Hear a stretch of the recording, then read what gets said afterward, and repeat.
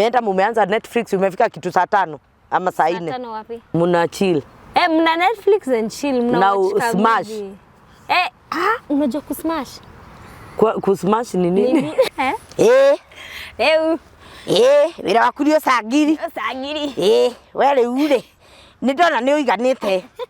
Riu ni ndona ni ukurite biu. Kuma umenyondo.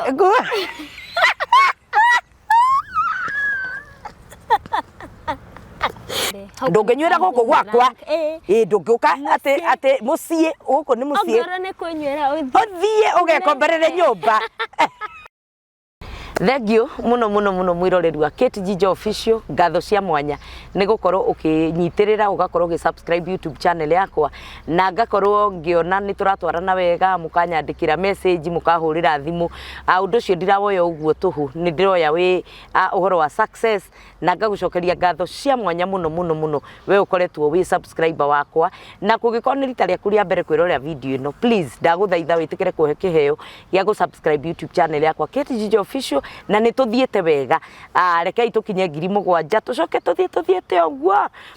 Kiu ni kiheo kinene muno mungikorwo muhete na gia kunyonia ni kuri undu ndireka. Ngai witu amurathime na amwike wega na thank you ni tondu wa maundu maria mothe turehaga haha ni maundu ma muturire, maundu ma kuonania ati ni kuri rugano rucenjagia tondu ni ona nie mwene ngikiri rugano rucenjetio.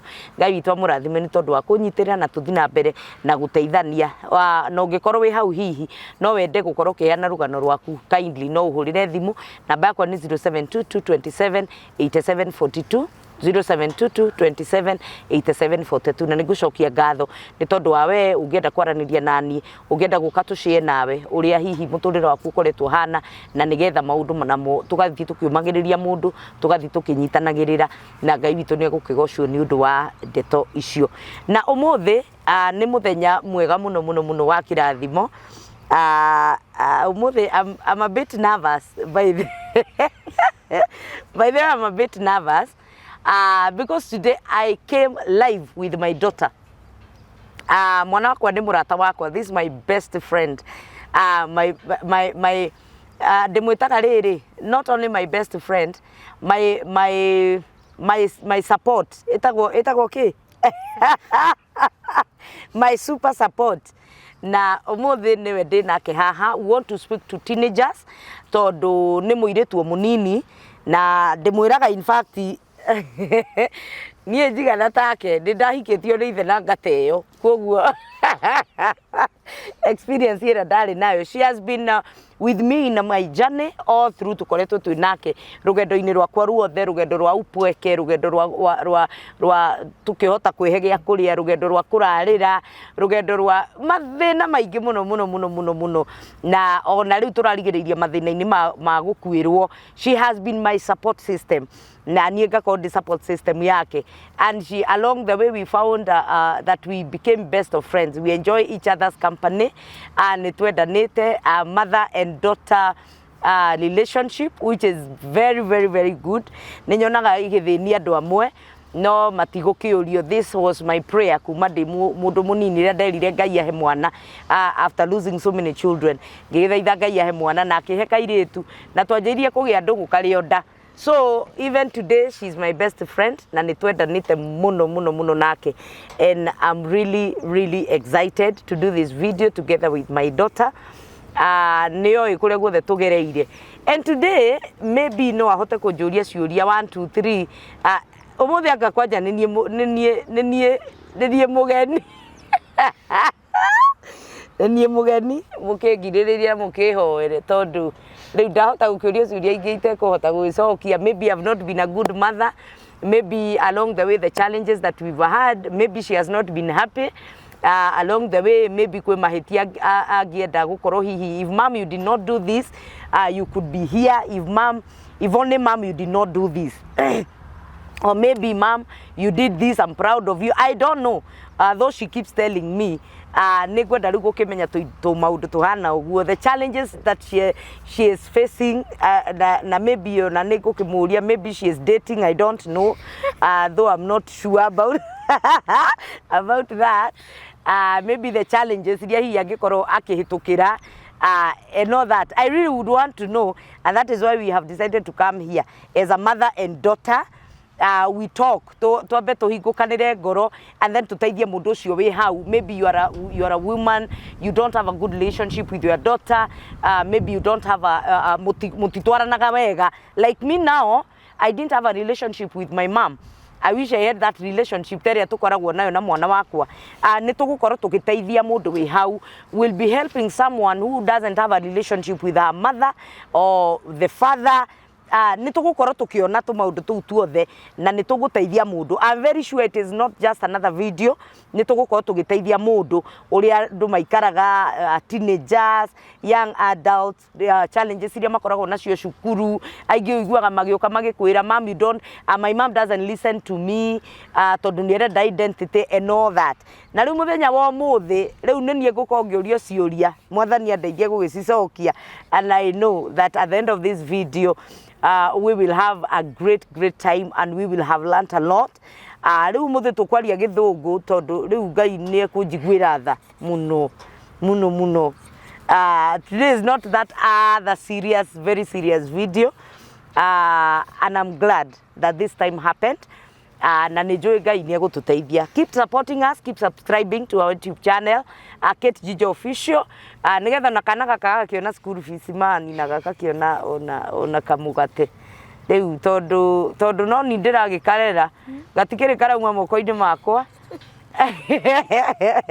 Gakĩona kanyamũ nĩgetha gatikana kĩhiki ũrĩa ndahikire andũ a Ngai.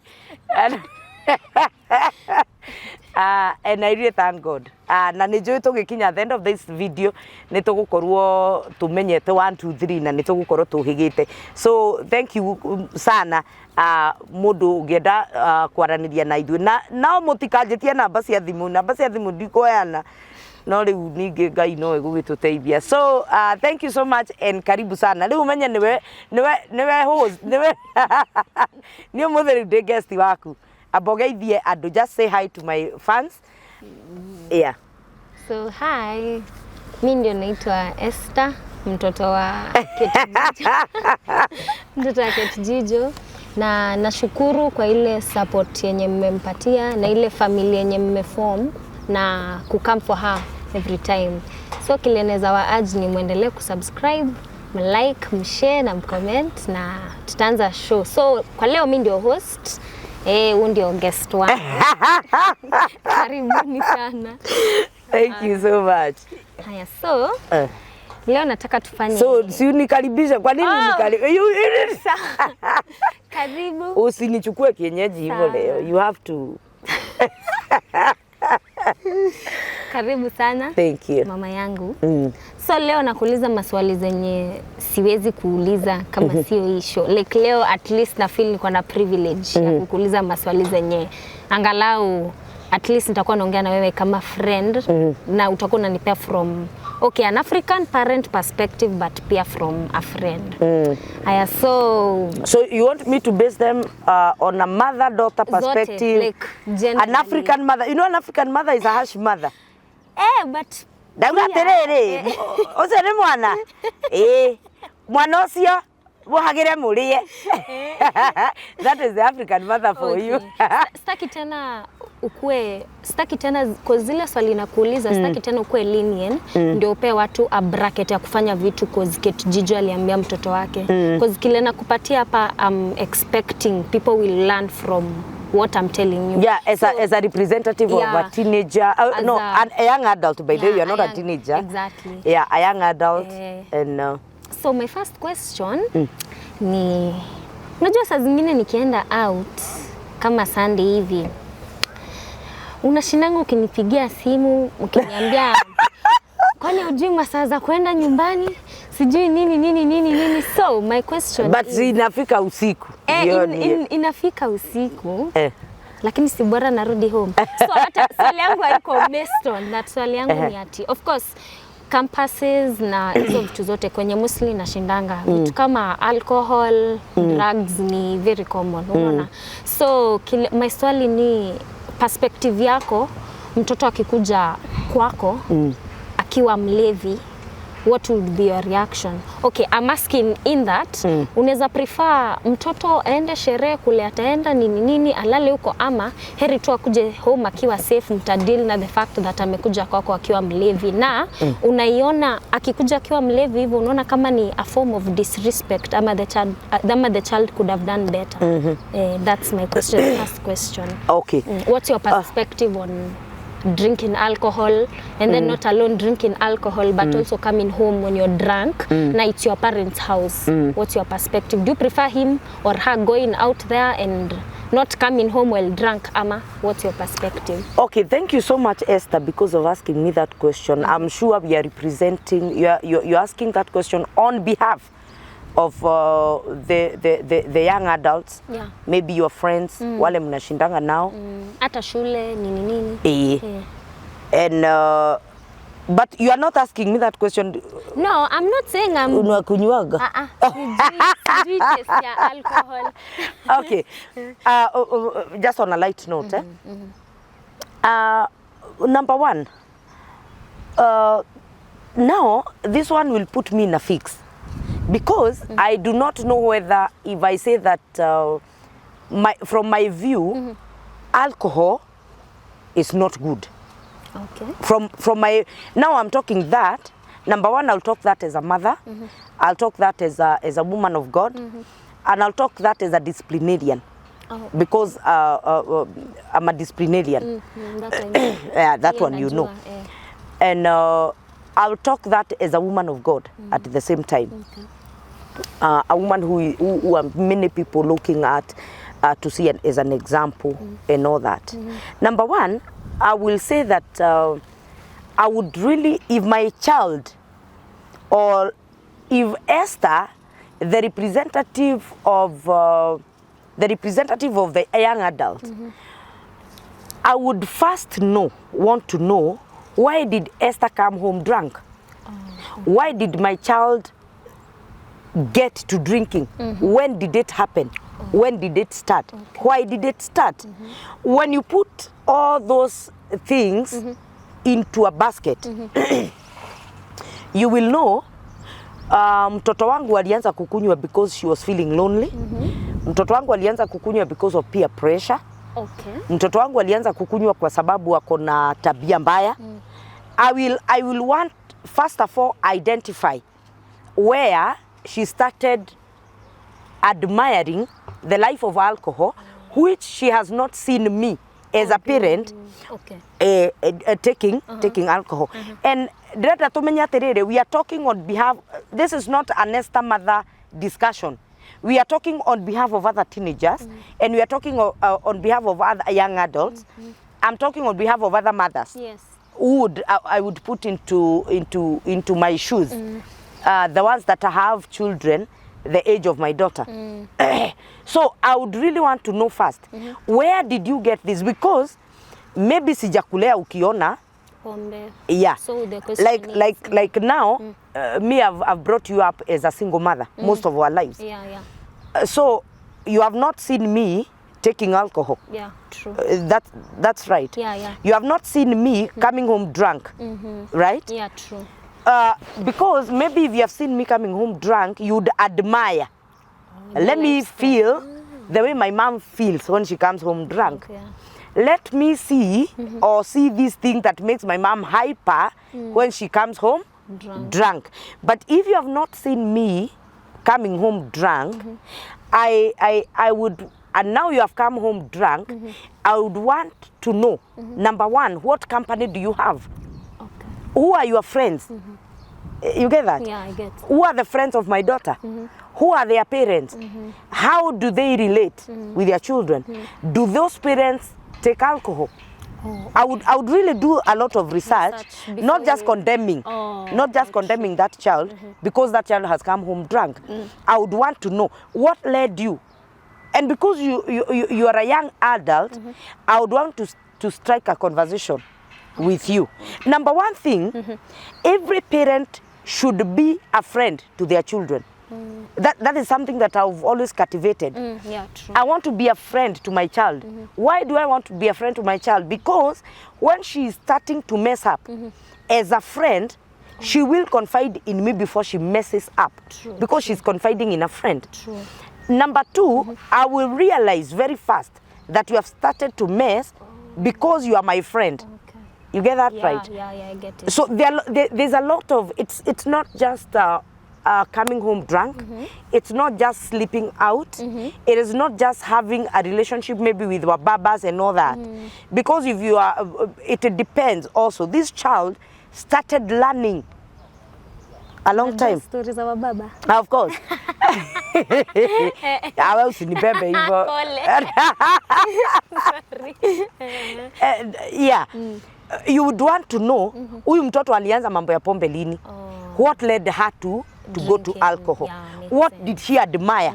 Maybe there is someone she has been looking at as a mentor na amempata akiwa mlevi na amepata akikunywa.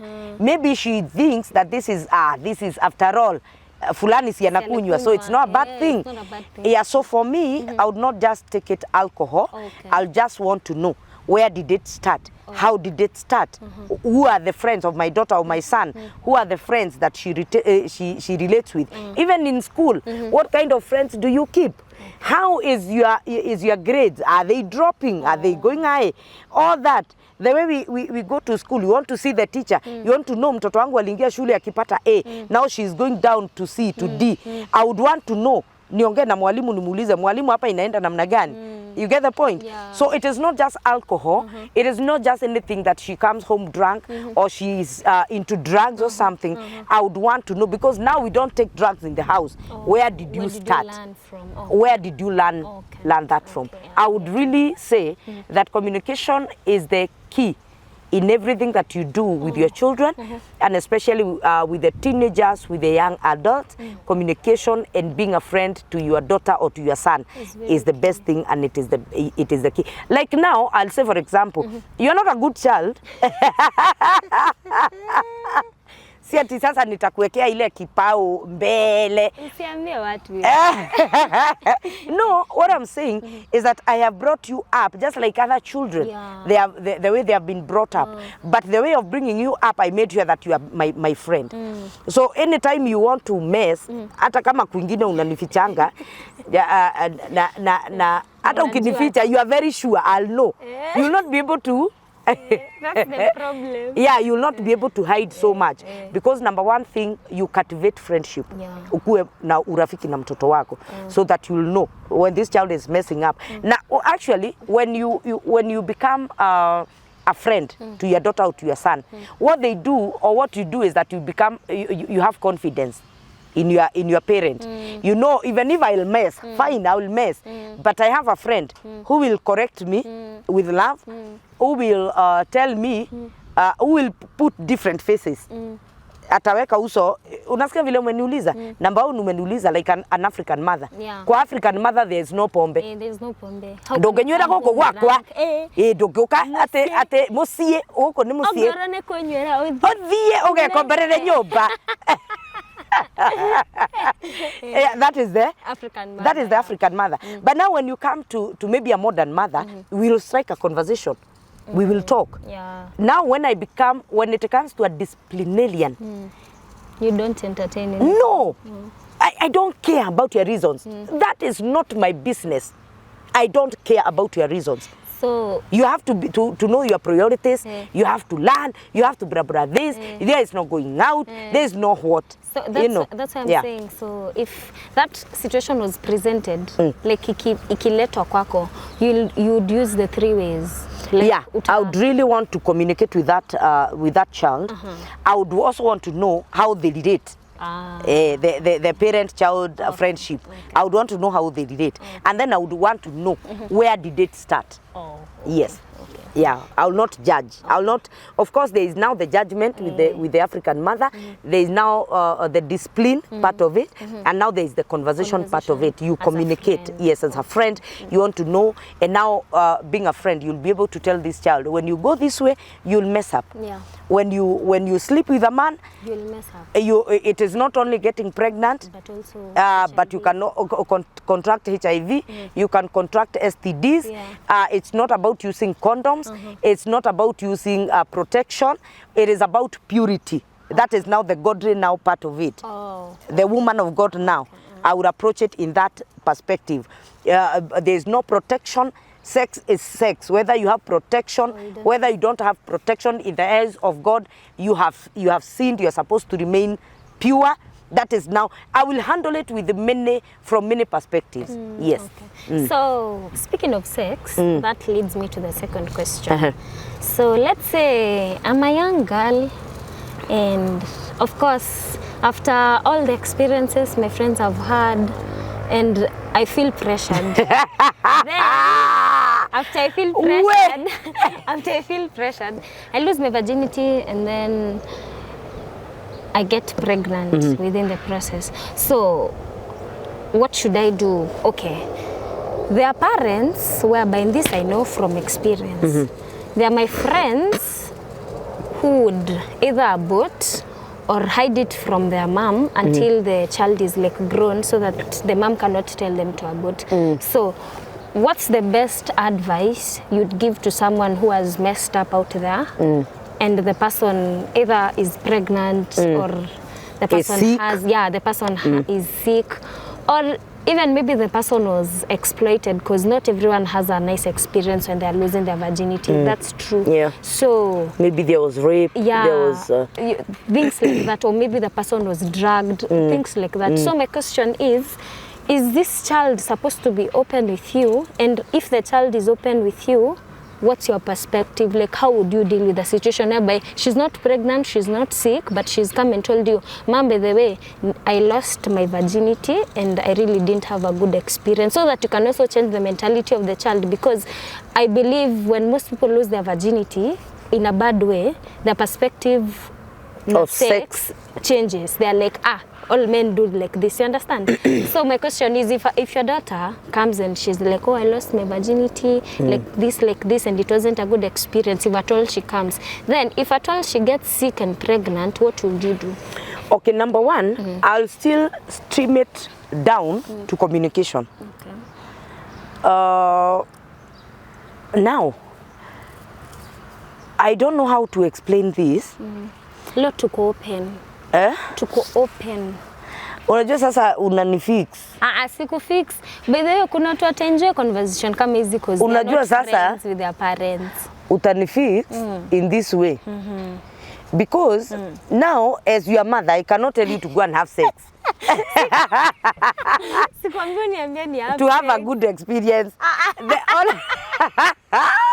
The only way you can have a good sexual experience is when you're married. So abstain. In short. Yeah, abstain. But now, there's a time that girl, and let me not even use that girl, because sometimes we use that girl, that guy, that boy.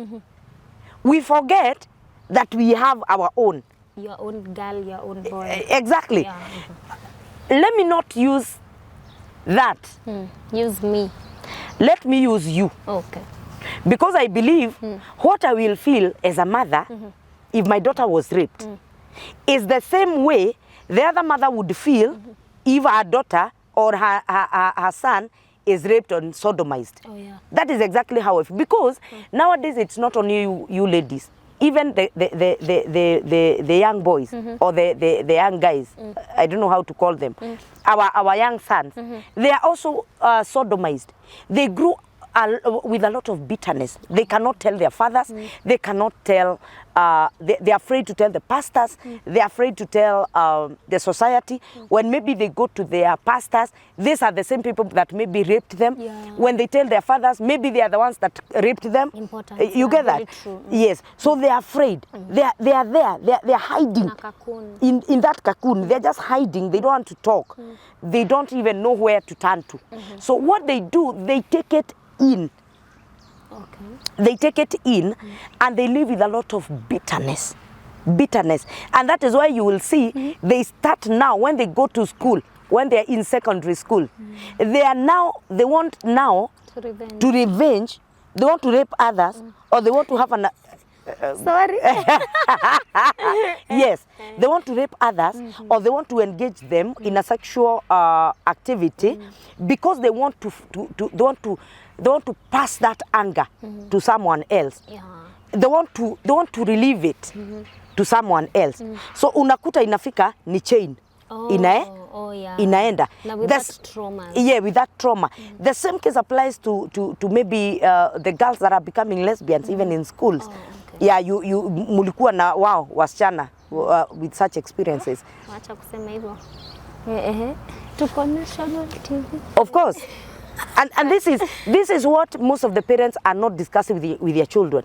Allow your child to come and tell you, Mom, I was approached by a girl. This girl approached me in this manner. This girl alikuwa anataka kunishika matiti. This girl wanted to touch my private parts. When you approach your parent like that and when you are friends, I will just go. I'll stream it down again to communication and being a friend with your child.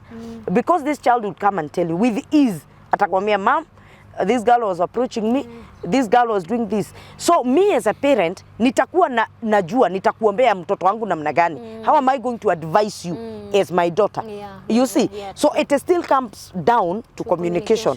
Now, let's come down to sex. Right? Hiyo ni gumu kidogo kwangu. Because me seriously and honestly speaking, I do not know. Nikikwambia nime lose virginity. Me, I don't know. Reactaje? You know me, I don't even know whether you are virgin. I'm a virgin. If they have a scale, I can stand on it. Si ninakwambia. Okay, fine. Jeka kwa situation kama hiyo nimekwambia and ninakwambia I didn't enjoy because of course if someone is not your husband that I consider the fact that you're feeling pain. I believe even number one sasa hapo now as an African mother.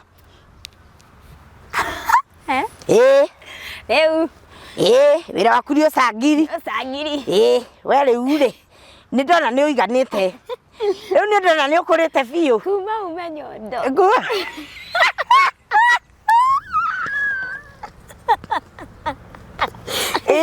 Kuma rĩu nyondo ciaku ciumia nĩ wakũrire biũ.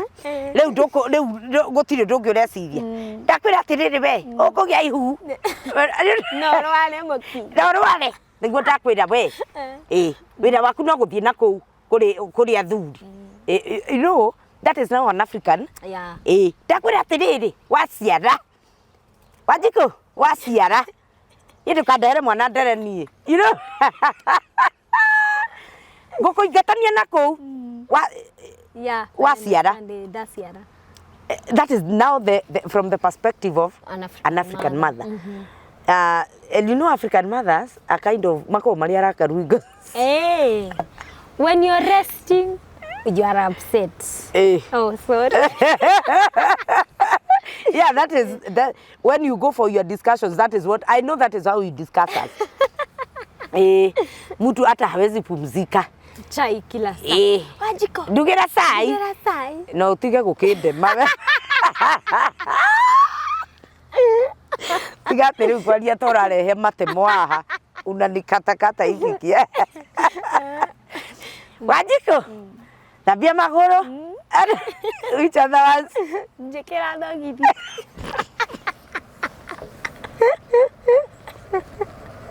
Neno was is ulete chai umemchemshia saa hiyo akose kukunywa juu ana watch news. Sasa ako kwa simu.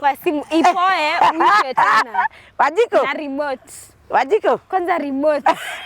Remote. Lata haoni kitu. Uoni. Remote iko hapo. Mama amezika. Unalita kutoka bedroom. Nipe hii remote. Iko hapo. Wanjikũ. Toka unegere remote. Na iko hapo mama. Then ameshikanisha remote. Chai. Skari. Akona simu yake ya pili iko hapa. But saa hiyo kahora. Ndeduka. Gasoka rege. I know that is not a very good experience, but that is the African mother part of it. Yeah. There's now the godly mother, or now from the okay, number one, from a disciplinarian side of view. I will tell you, sit down here. I want you to listen and listen good. This is your life. You want to waste it? Waste it. Fine. I have done what I'm supposed to do. I have taken you to school. It is your responsibility kusoma. It is not mine. My responsibility is to pay school fees for you. That's now a disciplinarian. Your responsibility is to do your best, yes, because I've given you everything. Ukisikia hutasoma, Ni shida yako. it is purely your own problem. Yeah. But you are telling this girl or you are telling your son with love. Oh, yeah. With love. You unakaa naye hapa, unamuonyesha this side of the of life and this side of life. You see this, you engage yourself into sex mapema. You will be used by men because the beautiful ones are not yet born. So utatumiwa na wanaume and the moment a man uses you, that's it. So unataka kuwa kikapu ya kila mtu, anataka kudeposit shida zake kwako. That is now the disciplinarian part of it. Okay. So unaweka hapa, unaweka pros and cons. Zinaitangwa hivyo ni kizungu. Uko sawa. Uko sawa. Yes. Pros and cons. Unamwambia hakuna mtu atakukataza ku have sex. You want to have sex? Fine. Go ahead. Unataka kuzalia nyumbani? Matiti yako ndio itashuha. Si yangu. Una imagine sasa yako ikitoshana na yangu. It is bad. It is bad. Because you are still young. So wasichana walika yako wale walijishika wataanza kukuchekelea. True. You want to get to a point you graduate. Do you want this many gowns in your life? How do you achieve this many gowns in your life? There is a graduation gown, there is the wedding gown, there is kuna gowns, a master's, PhD, all that. How will you achieve that when you start engaging yourself sexually early? This man comes, tells you, oh, I love you, I care for you, anakupeleka anakununulia chips mwitu. Because chips. Ni KFC. Hey, but honestly speaking, unless a young guy, wanaitwa aje hao vijana wadogo? Waite tu young guy. A young guy cannot afford kukupeleka KFC unless maybe he's a very hardworking guy akona side hustle. You get that? Yeah. Hawezi kuafford isipokuwa ni ile pesa maybe amepewa na wazazi hajafikisha, and that is why now inakupush kwa sababu you don't want to take life na steps zake vile ziko. That is why unakuta most of the young girls are going to wababas wale wanaweza kuafford kukupeleka KFC because kijana ya rika yako hawezi kuafford kukupeleka wapi. Bado anapewa fare na wazazi wake aende shule. Bado ananunuliwa vitabu na wazazi wake asome. Bado analipiwa mitihani na wazazi wake afanye nini. Just the same way wewe unalipiwa na wazazi wako, unapewa fare na wazazi wako, unapewa now right now can I afford mimi kukupatia pesa ya school fees, ya kukununulia pombe, ya kukununulia maybe once in a while, maybe you want to go to KFC. Ni KFC ama KFC? Maybe once in a while. Burger King once in a while, yeah, right? Yeah. But I cannot be able to give you all that. Now sometimes I am able to give you that, but I don't want to give you because I want you to be a responsible person. Ujue kujitafutia pesa zako. Umalize shule. That is why I'm giving you a foundation. Uweze kumaliza shule. Ukimaliza shule, utaweza kujifanyia nini? But now you have started engaging yourself sexually. You get that? Yeah, now let me tell you, can I tell you something? Tell me. I'll tell you this as my daughter and as I always tell you, because this is not the first time to tell you. Sex is very sweet. Okay. If you land in the right arms, sex is very sweet. Okay. But sex can be very, very traumatic. You get that? You can have very bad memories of sex. Whereas sex is very sweet and very good and very satisfying. But it is only good when you can be able to handle the consequences of sex. Makes sense. You get that? Yeah. Now, assume you go out there and have sex, right? Na maybe hata kijana hawezi kuafford kukupeleka in a room, so you'll have sex kwa nyasi. Atatoa pesa wapi ya room? Si ananipeleka kwao kama wazazi wake hawayuko. Sasa kama wewe ni kijana unaweza kuletwa kwangu to have sex in my house? Hey, people don't have shame. Hey. Hey, I beg, people don't have shame. They take girls in their parents' houses. Hey, atakuwa like, hello, unapatikana leo? Like, kuja tufanye ngono. Si kuja tufanye ngono ni come with Netflix and chill. Come and just chill in the house, I'll cook, nini, in the house, in the parents' house. So with that, boom.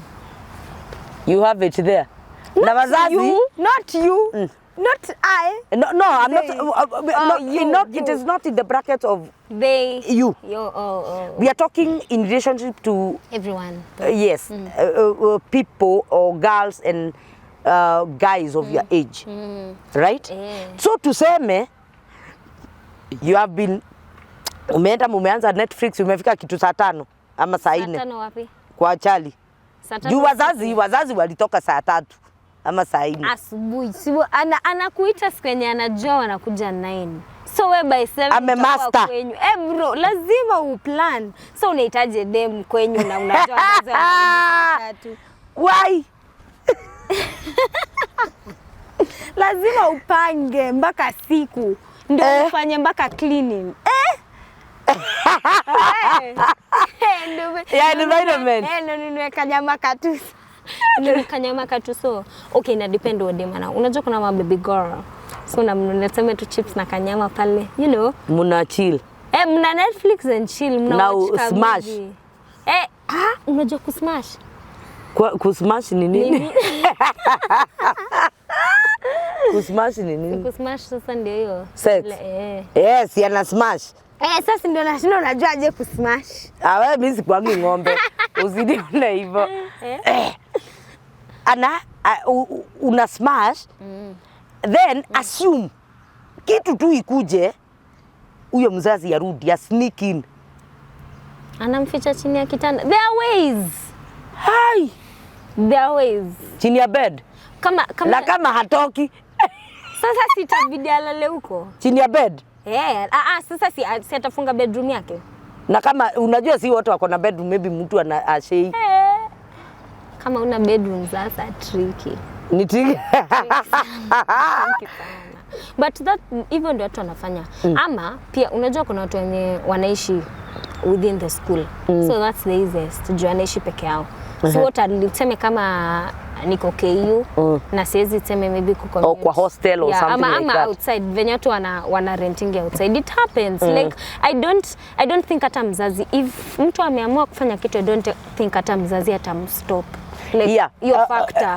That is now it is streams down again to communication and being friends. And inafika mahali sasa you have to know you are now an adult. You have to set your goals. You have to set your priorities. What do I want to become in 5 years time? Do I want to be a mother in 5 years time? Nikuwe na mtoto mwenye ako shule na atasomeshwa na nani? Do I give this burden to my mom? Do I get sick? How do I start even telling a doctor that I have contacted maybe syphilis, gonorrhea, chlamydia and all that? Where do I start? You get that? Yeah, I understand. So when you put that in your mind, you will be able to even stop. You put your priorities right. Unasema, and then you start asking yourself, do you want now like maybe girls and even young guys of your age, they are now on the onset of dating, of starting to date, right? Yeah. So what kind of a person do I want to date? Unataka kudate mtu wa pikipiki? Unataka kudate mtu wa mkokoteni? Unataka kudate mtu wa ako kazi? Unataka what kind of a man? What you put that man in your mind, then you start now setting your priorities. If I am going to school, who are the people that I'm going to meet?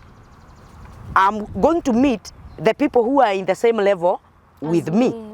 If I start having sex today, the people that are going to surround me are the ones that also are in the same class with me. So when you start having an affair kitambo, you will not tell me that you want to date an accountant yet wewe hujafika hiyo kiwango ya accountants. Ama so wiko close to exactly accountant. so you want to prioritize what is your priority, ni nini umewekea kipaumbele. Okay. I want to become a doctor. So when you become a doctor, the people that you are going to meet are doctors. Oh. You get that right? Oh, you attract your own. You attract your own. You will not be a doctor and attract a house girl. True. Just mtu anishike tu vizuri. I'm not saying that house girls are bad. I'm not saying that house girls are not potential. Yeah, or they're nice people. Yes, or they don't have life. No, they have good life. Na wengine wamekuwa hapo because of mashida 1 2 3. But there are still some house girls who are very focused. Amekuja kutafuta kazi, afanye kazi hii ya nyumba, apate pesa, asome miaka 2, atafute kazi, afanye miaka 2 ama miaka 3. After that she will go back to college. Yeah, true. Si ndio? So what will make that girl or that young man not to attract that person mwenye alikuwa na ako naye kwa akili? Very true. You get that? True, yeah. So you have to set priorities. You have to know, why am I having sex? Am I just having sex for fun? What are the consequences of having sex today? Fun, yeah, true, true. Is it for fun? Am I responsible? Can I, if this guy takes me to KFC, can I have my own money? Akienda niwachie bill, what do I do? Will I call my mother to tell me nimeachwa na mwanaume hapa kwa na sina pesa? You get what I mean? So you need to set your goals right. So that even when you are going to have sex, don't just have random sex. Don't have, there's no pleasure in having sex when you are not ripe to have sex.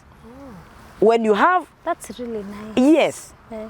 when you have pressure in sex can only bring you pleasure when you are right and with the right person. Otherwise, any other time having sex will bring you pressure. Oh. Okay. You get that? I get it. You will enjoy and have pleasure having sex when you are with the right person, when you are at the right place, when you are in the right environment. That is when you can enjoy having responsible. That is when you'll have responsible sex. If at all you must have sex. Oh. When you are not married, if at all you must have it. Okay. Any other sex apart from that will give you pressure. Okay. So, are you able to handle the pressure? Yes. So you must have priorities. Na sisi kama wazazi, when we are friends, I'll tell you the right thing. Fine, go and have sex. I don't mind. I don't care whether you have sex. I don't mind. But are you really ready to have sex? Oh. Ukiweka masomo yako hapa na sex hapa, what should you run after first? Ni nini unafaa kukimbiza? Is it your life? Is it sex? Okay. For me, I'll advise you, run for this because hii hakuna mahali naenda.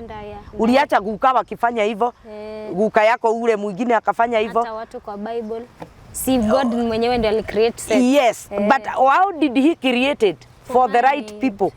You get that? So sex hakuna mahali naenda. But this life, if you don't take responsibility now, ile miaka uko nayo, after 5 years that are coming, you'll not be like this.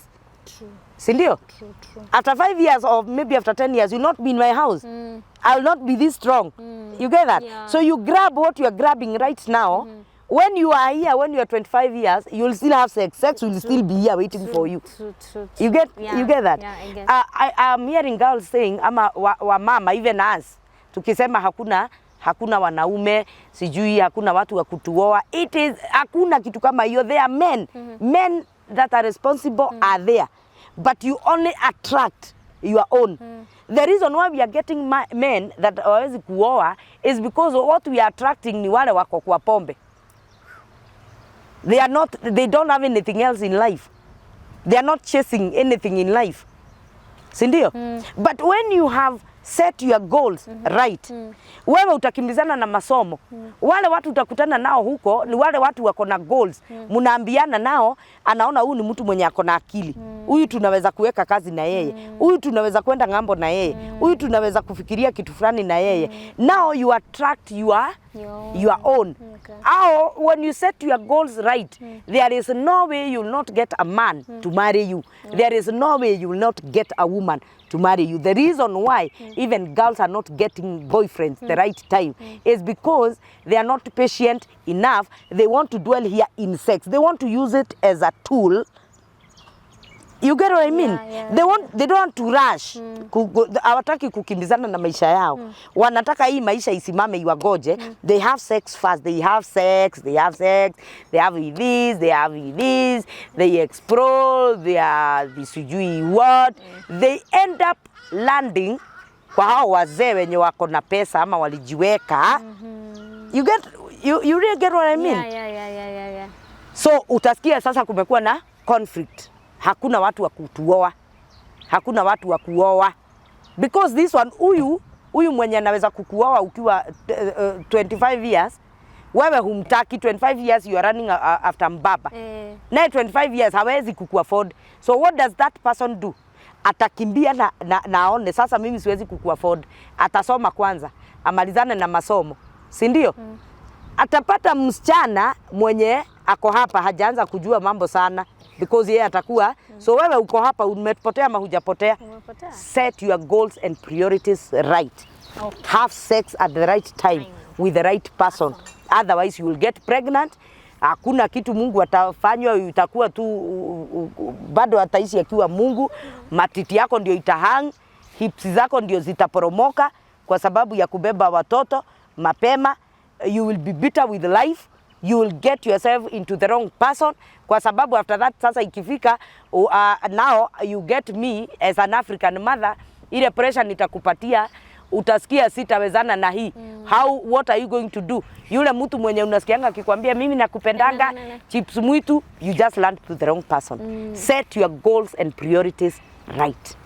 So thank you so much for that. Ume-expound venye vyote nilikuwa nataka. So na story ya abortion. Oh, abortion, eh? Okay, assuming today my daughter came home, fine, you messed up, ulimess, na maybe along the way umepata ugonjwa ama umepata mimba.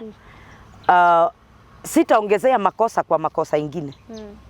Me as Catherine, sitaongezea makosa kwa makosa ingine. Umepata mimba, I'll just help you out. Nitakusaidia. That situation yenyewe ya kubeba mimba na kuzaa na hiyo aibu yenyewe, that is a good lesson for you.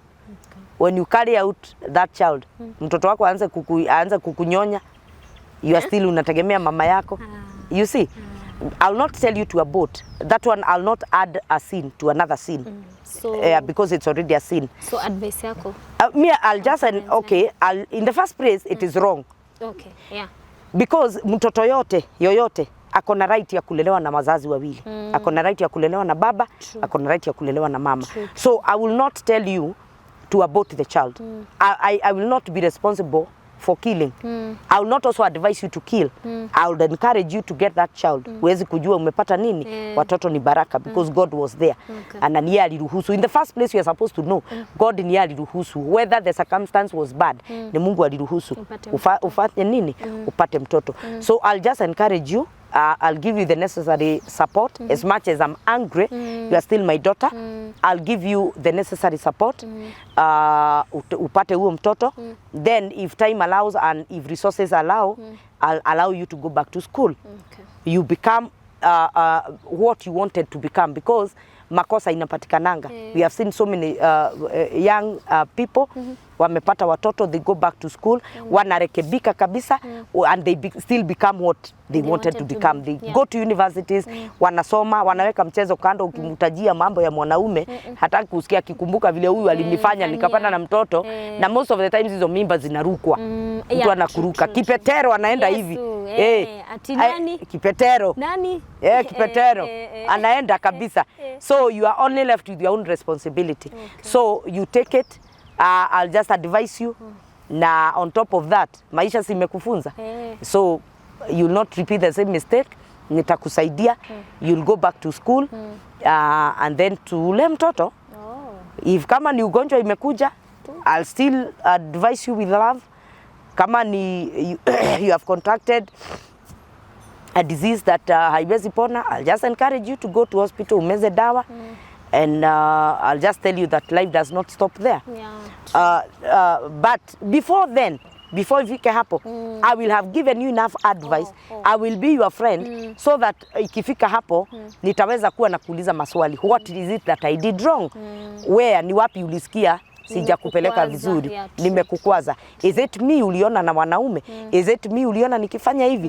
I'll just put it open for you, black and white, uisome ujisomewe mwenyewe.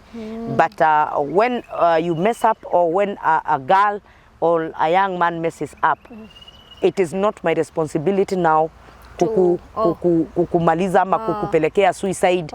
Uone sasa umefanya makosa uende ujiue. There is no need. Utapata tu mtoto. Kama ni ugonjwa mtu akunywe dawa. There is life even after messing up. And we have seen so many people, they messed up, they realized their mistakes, then wakainuka na wakaanza maisha. Honestly, I'm so glad and blessed because of the different perspectives that you have. Because it's really a gift to find a friend kwa parent wako. Si rahisi, wacha nikwambia. Hata out there, azinukeza kaa chini tu uassess situation, si ati kila mtu anakuanga na mama rafiki. Unaona? So, now the worst thing about not being a friend to your child is most of the time the child feeds you with lies. So you never know. Unajuanga saa zenye makosa ishakuwa kubwa. Exactly. Ishakuwa kubwa. So my second last question is, unajua tuna evolve na Homo sapiens. As in tuna evolve na skizi social media, utapata kama mimi niko Kenya but niko na interactions na maybe celebrities wa UK. In that, maybe I listen to their music, kama I follow them on social media, nini vitu kama hizo. So my question is, so umesikia stories za LGBT na stories za lesbian na gayism. LGBTQ si the same. Ni the same, sasa sina break it down. So JK in a position whereby mimi ni mtoto wako. Umeniuliza, Esther, ni nini wanaume hauleti? Ni nini hauna nini? Hizo sinajua uta swali hiyo time ikifika. So, mimi nikukalisha chini nikwambia mimi yenyewe I'm not into men, I'm not straight. Reaction yako itakuwa nini? Kwa sababu this time and age watu wengi sana wana come out, na there even clubs whereby wana encourage such things. Na pia social media utapata tuseme a guy, si ati I'm against anything, I'm just saying utapata a guy maybe amepaka makeup, amevaa kama a girl, na comments ziko Google, as in kitu ina encourage, si ati ni kitu ina condemniwa. Una get? So what would be your point of view if I sat you down and told you that mimi I'm not straight? How would you react? Okay, thank you Esther because of that question. It's a very, very tricky question, especially when it comes to a parent, because mtu anajiulizanga, where did I go wrong? If it's maneno ya social media or anything, at the end of the day, nitajiuliza, mimi nitafeel kama nimejidharau mimi nikiwa mzazi wako. And at the end of the day, it still goes way back to communication. Because because majority of them actually wanaanzanga wakiwa shule. True. Sindio? But if you are my friend, if we have that daughter relationship, daughter mother relationship, utakuja uniambia, hey mom, hey kuna dem shule, mimi vile ananiangalia, ama vile kuna dem fulani niliona wanadalana hivyo ama inaitwa hivyo. Kudara ama inaitwa wewe usinione hivyo na wewe. Ati kudara. Si kudara, si kwani wanafanyangaje? Si ni hivyo? Uko the right track ni venye ninashangaa tu. Unaonanga mimi nikiwa mzee sana. So, mom, niliona jamaa fulani alikuwa anataka kunidaradara hivi, alikuwa anataka kuniambia hivi, anataka kunikiss, something like that. Now, as your mother, I'll be able to understand that. Now, I'll still use the three perspectives of life. I will tell you from a disciplinarian. I will tell you from a godly perspective. I will also tell you from an African mother's perspective. I will leave a choice for you. Oh, okay. I will tell you this is not right. Because today umechukuana na dem. Kuna siku utaniza. Kwani sasa haya, how will you even have at in your wedding? Do you want to skip that gown? That wedding gown. You see, we talked about gowns. Yeah. Sindio? Do you want to skip this gown?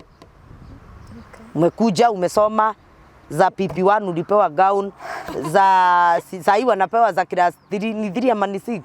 Usiniulize. Hata hiyo system sijui. Wamepewa hizi gown zote. Sindio?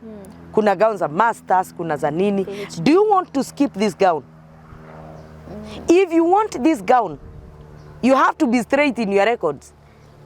Hauna choice. Can you now? How are you? I'm not talking about. I will not talk about that other parents. I want to talk about myself and your daughter and my daughter. Yeah. How would you feel if you saw me married to another woman? Leo nikuja nikwambie sasa. Let's stop praying now. We pray for a woman. Let's not pray because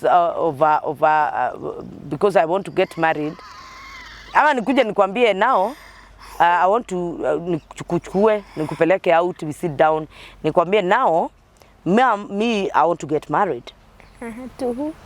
So at first you'll be excited, maybe you'll have a dad or something like that. Then nikwambie, uniulize, okay, who is he? Nikuonyeshe picha.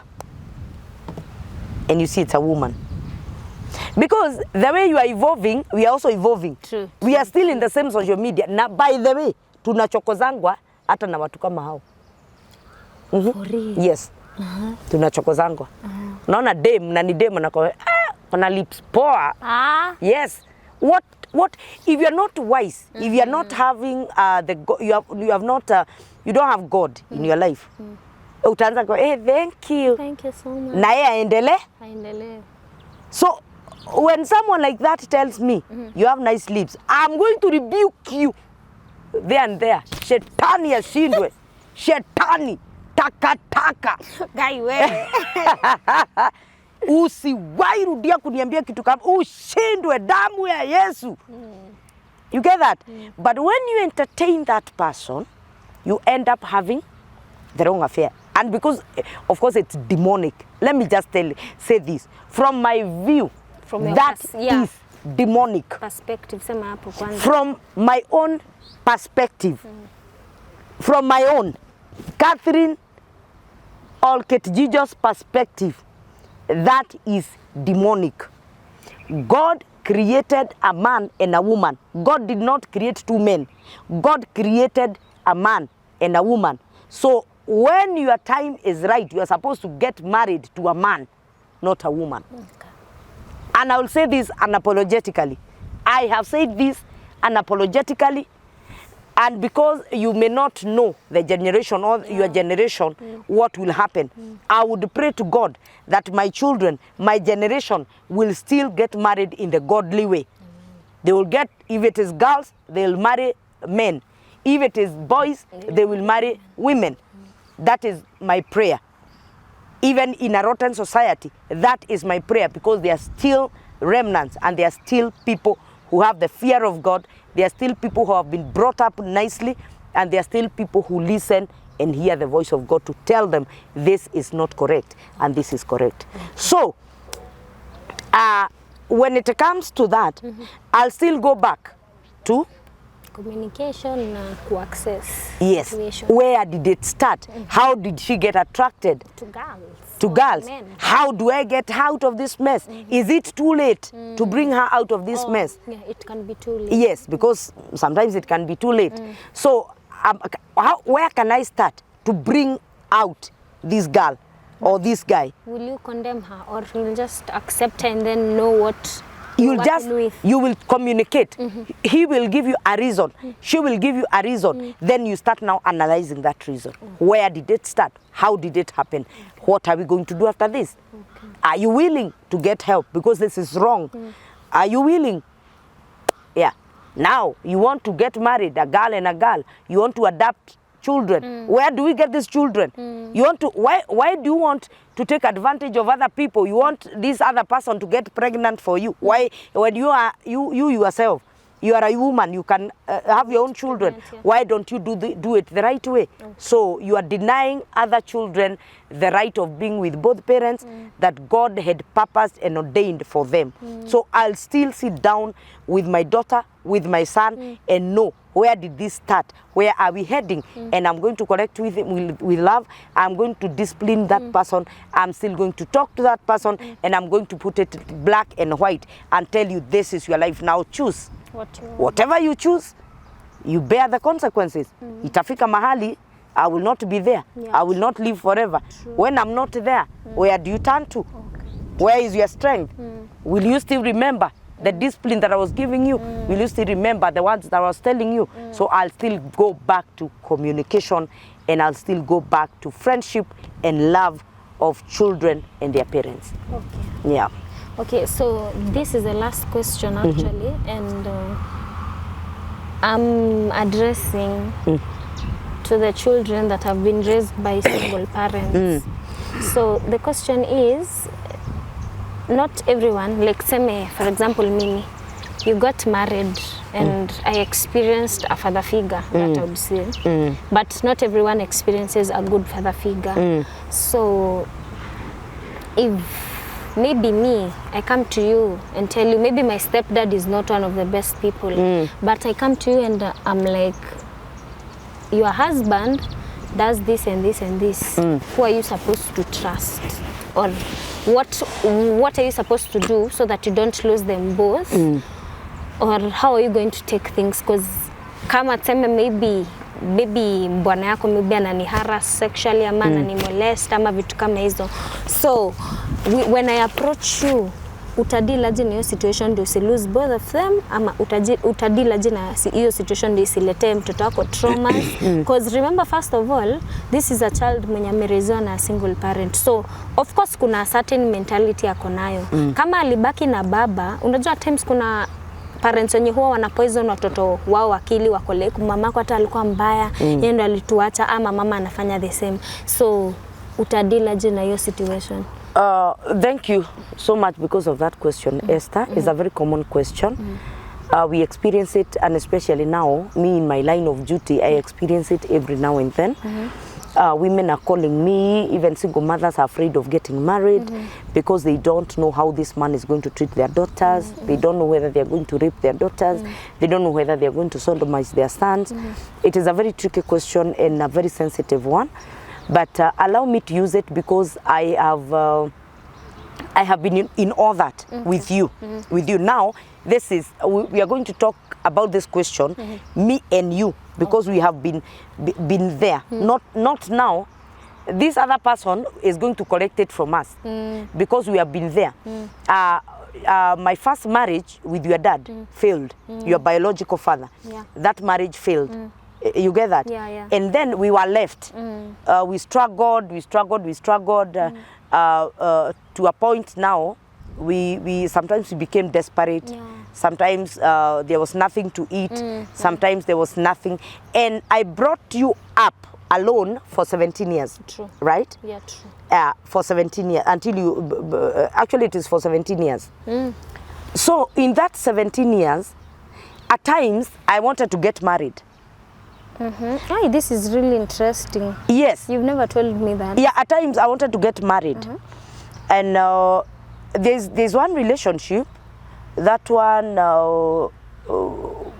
you didn't know much about that relationship. Yeah, I'm telling you the truth. Si lazima ati unichunguse. Sawa. You didn't know much about that relationship.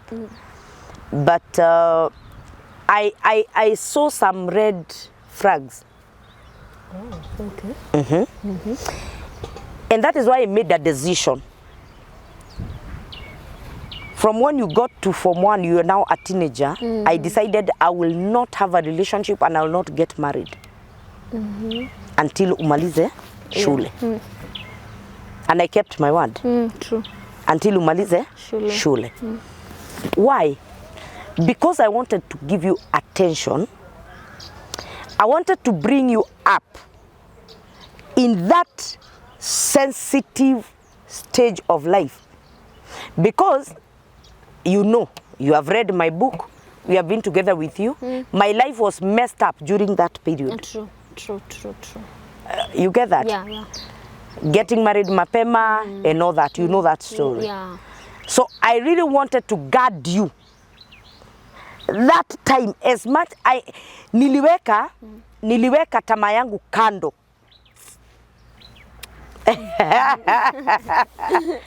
Niliweka kando, literally. I sacrificed myself, nikaiweka kando. So that I can give you enough time, so that I can teach you how to get out of this age crisis, how to get out of this emotional period of time. You get that? How to build yourself, how to get your own identity, how to become proud of this mother that is raising you up alone. I didn't want to bring a picture of a man in your life to confuse you. Emotionally, now you are growing. You are starting to become, I wanted to say sexually active, but not that. Your emotions, you are becoming attracted even to young boys sexually, which is normal. Hiyo ni kitu ya kawaida. I wanted you to be comfortable. I wanted you to be comfortable in expressing all that. I wanted you to be comfortable in asking me questions. I wanted to be a good example so that nisikuje na mwanaume karibu na wewe when you are ovulating. You get that? Yes. Nisikuje, I want you to get this picture. Nisikuje na mwanaume at that time that you are ovulating, you are on heat, you want a man, then unione nimeingia na mwanaume kwa bedroom, I start confusing you. And I decided until umalize shule, I'll not have a relationship, I'll not have a man. And I kept my word. Yes. What am I trying to say? I'm saying sometimes it may not be possible because people are different. Yeah, true. People are very different. But bringing up a child as a single mother is a choice. You have to make some very tough choices. You make choices. Uamue sasa, now it is between me and My daughter. and actually, after that, that is when I got married. Okay. After that, umalize shule. Now wewe ni mtu mzima, uko na ID, hata ukienda, hata ukitaka kuolewa, hata ukitaka kufanya nini. Now I had to give you an opportunity, and I also had to give myself an opportunity. You get that? So it is very tricky, and you're supposed to know. And that is why at the end of the day, I'll bring it back to communication. You communicate with your daughter. You know when your daughter is lying. You know when your daughter is confusing you. Iyo yote, you combine that. You know that? So after that, utaweza kujua. When your daughter comes and tells you, Mom, this guy is trying to harass me. Nitajua whether it is uongo ama ni ukweli. And now, for me, as Kate Jijo, for me, I will choose my daughter over my man. That is for me. Mimi nitachagua mtoto wangu juu ya mwanaume. Lakini sasa, it also depends, umelea mtoto namna gani, kwa sababu mimi sitapoteza mtoto wangu juu ya gono.